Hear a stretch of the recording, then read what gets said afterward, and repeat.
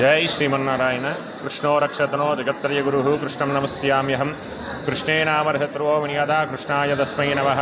कृष्णादेव समुद्भिदं जगदिदं कृष्णस्य दासोऽस्यहं। कृष्णे तिष्ठति विश्ववेदखिलं हे कृष्ण संरक्षमा। समस्त ప్రజానీకానికి భగవద్భక్తులందరికీ కూడా శ్రీ వైకుంఠ ఏకాదశి శుభాకాంక్షలు శుభాశిస్సులను తెలియజేస్తూ జగిత్యాల పట్టణంలోని స్థానిక వేణుగోపాల స్వామి వారి ఒక ఆలయంలో అనాదిగా వైకుంఠ ఏకాదశి యొక్క ఉత్సవ పరంపరను కొనసాగిస్తున్నాం.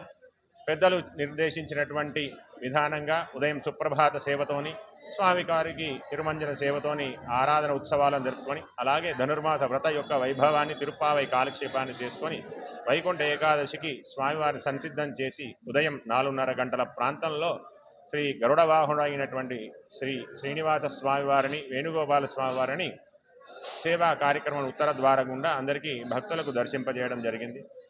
ముక్కోటి ఏకాదశి అనగానే స్వామి ఉత్తర ద్వారం గుండా వైకుంఠం నుంచి 3 కోట్ల మంది దేవతల చేత భూమిపైకి విహారానికి వచ్చి భక్తులందరినీ కూడా సేవింపజేస్తూ ఆధ్యాత్మిక చింతన కలిగిన భగవద్భక్తులందరినీ కూడా మోక్షాన్ని ప్రసాదిస్తూ వారికి కావలసినటువంటి ఇహపరమైనటువంటి కోరికలన్నీ తీర్చడానికై శ్రీ వైకుంఠ నారాయణుడు భూలోకానికి విహరించేటువంటి సమయం ఈ ముక్కోటి ఏకాదశి.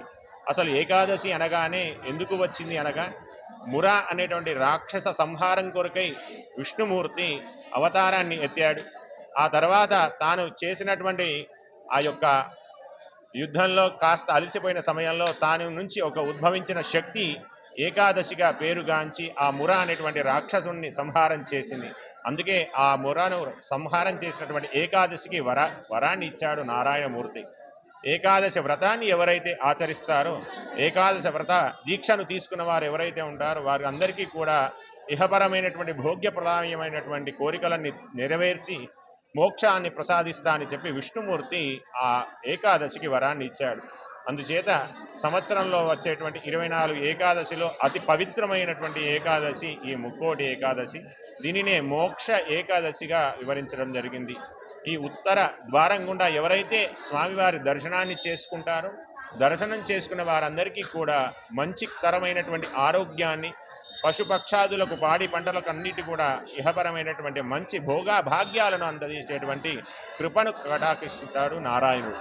అందుచేత ఈ ఉత్తర ద్వారం గుండా భక్త మహాశివులంతా కూడా వచ్చి భగవంతుని దర్శనం చేసుకుంటే ఆ భగవంతుని యొక్క అనుగ్రహానికి పెద్దల యొక్క ఆశీర్వాదానికి మంగళా శాసనానికి అనుగ్రహ పాత్రలవుతారని ఆశిస్తూ వైకుంఠంలో ఆ స్వామి ఉత్తర ద్వారం గుండా వచ్చేటువంటి శుభ వేళ సమయాన్నే ముక్కోటి ఏకాదశిగా మనందరం కూడా తెలియజేసుకుంటాం. విష్ణు పురాణంలో ఈ యొక్క ఏకాదశి గురించి అత్యంత వైభవంగా వర్ణించడం జరిగింది వ్యాస భగవానుడు. కాబట్టి ఈ యొక్క విష్ణు సంబంధమైనటువంటి వైష్ణవ ఆలయాలలో ఉత్తర ద్వారం గుండా ఈ స్వామివారిని దర్శించినట్టయితే ఇహపరమైనటువంటి కోరికలన్నీ కూడా నెరవేరుతాయి. ముఖ్యంగా దీని యొక్క విశేషమైనటువంటి ఫలితాన్ని అందజేసేది శ్రీరంగ క్షేత్రంలో మనకి యొక్క ఉత్తర ద్వార విధానమైనటువంటి ప్రత్యేకత అత్యంత వైభవంగా జరుగుతుంది. అలాగే వైష్ణవ సాంప్రదాయానికి కలిగినటువంటి ఆలయాలలో అన్నింటిలో కూడా ఈ యొక్క విధంగా ఆ స్వామివారి యొక్క ఆరాధన ఉత్సవాలను జరుగుతుంటాయి. కాబట్టి ఈ యొక్క వైకుంఠ ఏకాదశి నాడు భక్తులకు కోరినటువంటి కోరికలను తీర్చేటువంటి కొంగు బంగారమై ఆ విష్ణునాథుడు నారాయణమూర్తి ఉంటాడు. కాబట్టి భగవద్భక్తులంతా కూడా ఈ యొక్క వైకుంఠ ఏకాదశి నాడు దర్శించవలసిందిగా ఆ భగవంతుడి కృప కటాక్ష వీక్షణలకు పాత్రలు కావాల్సిన ప్రార్థన చేస్తూ జై శ్రీమన్నారాయణ.